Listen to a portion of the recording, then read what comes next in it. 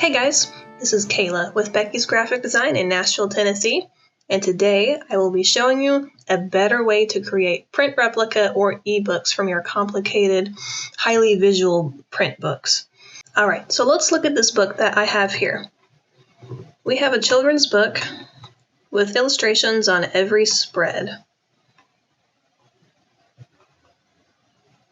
If I export this as an ebook, let's see what we get. We're going to go with a Reflowable Ebook. Going to make sure I organize my content and put this into a separate folder for ebook stuff. Alright, if we export this, I'm going to go and put a couple of default settings in here.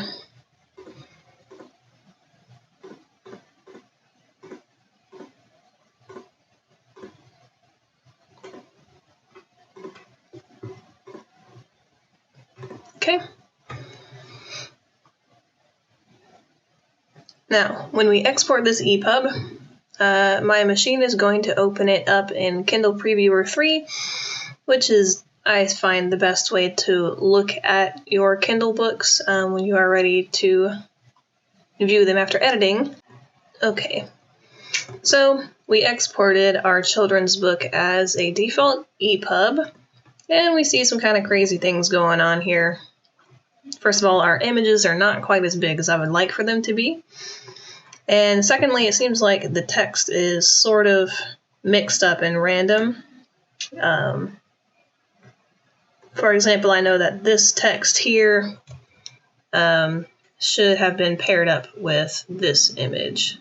With a lot of time and effort, I probably could finagle this book into looking a little bit better by anchoring the images to the text that it belongs to, and tweaking some settings in the ebook. However, this will never look like an exact copy of the print book. I find that the best way to make a print replica, a digital print replica, of children's books or textbooks is to use a program called Kindle Create. You can find a Kindle Create and download it for free by just searching for it here like this. Should be the first link here. It's an Amazon created product. Download for PC here. I already have it installed on my machine, so I'm going to leave that here for you to download. So if we open up Kindle Create,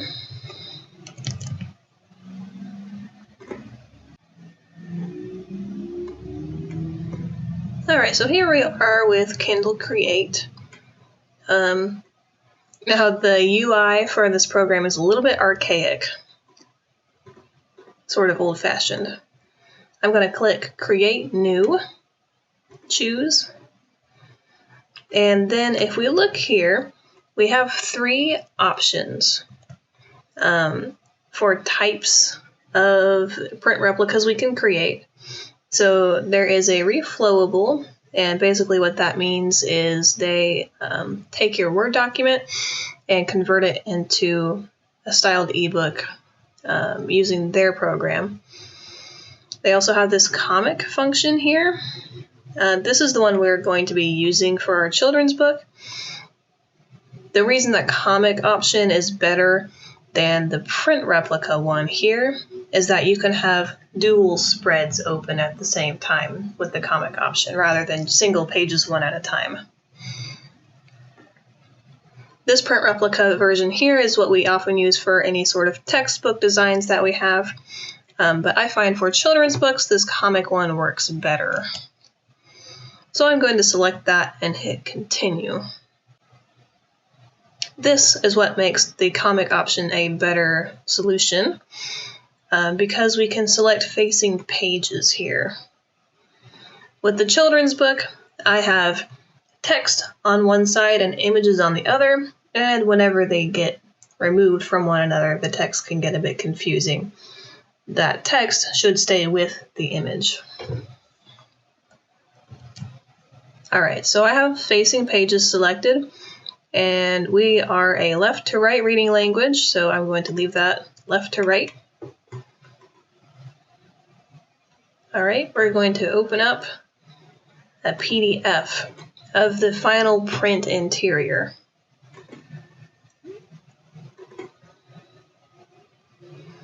It'll take a couple of minutes for this to import and convert. The only downside to this option is that it is only for Kindle, for Amazon. You cannot upload this file to Ingram Spark or any of the other distributors. However, if it is worth the hundreds of hours of heartache that converting your EPUB might be, this is the option to go for. By default here, we see that it is showing the book with facing pages on the column on the side, and clicking through them one by one, everything looks just like the print book. The nice thing here is if we click on Preview in the corner, we can look at this book as it will be seen digitally. If I change the orientation to the horizontal option here, then we are now seeing the book as facing pages.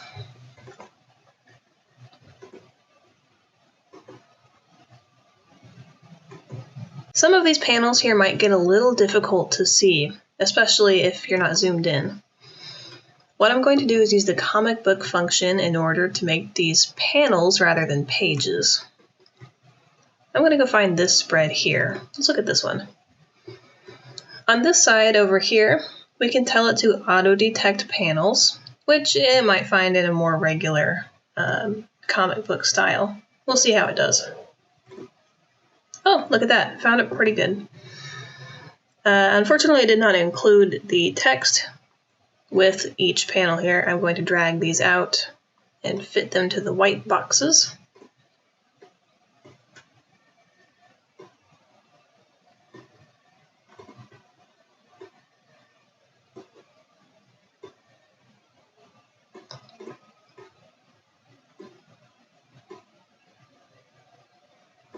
Each of these panels is now numbered. We have panel 1, 2, 3, and 4 at the bottom. If we now go to preview this page, the page is broken up into those panels, and as we slide through them, it takes you on a tour of the page between the panels. I find it's a really cool effect. For pages like this, where everything is just a single panel all together, you can tell it to add a full page panel using this button here. Now the whole page is a single panel. By default, I think full page panel is the default option, but if you want to, you can set a full page panel as such. So if we preview the book from here on a horizontal orientation, now we have those facing pages. And when we get to the next page, it will slide us through these panels as such, and then return to the regular facing pages spread. One of the other nice options about Kindle Create is that you can add additional pages in after the fact. So I can right click here and I can insert a page. I can insert a JPEG or a PDF. So if I had forgotten a page or a simple image, I could add that in. A couple of other things I want to highlight. This is our book's title page. It is not the cover. When you go to upload this book to Amazon, it will ask you for the cover separately. Do not put the cover here in this file. This KPF file is what you will upload to Amazon. And this is your editable Kindle Create files. Okay, and that's it. Now your children's book is ready to upload to Amazon. So I find that Kindle Create is the go-to way to upload textbooks or other very complicated or visual works such as this. A traditional EPUB just does not give you the visual flexibility that you need, but the print replica does. The only drawback, like I said, is that this is a Amazon and Kindle only book.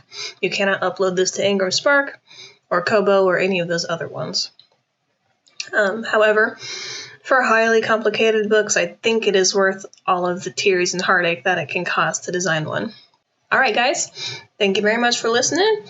Hope you have a great day. Thank you.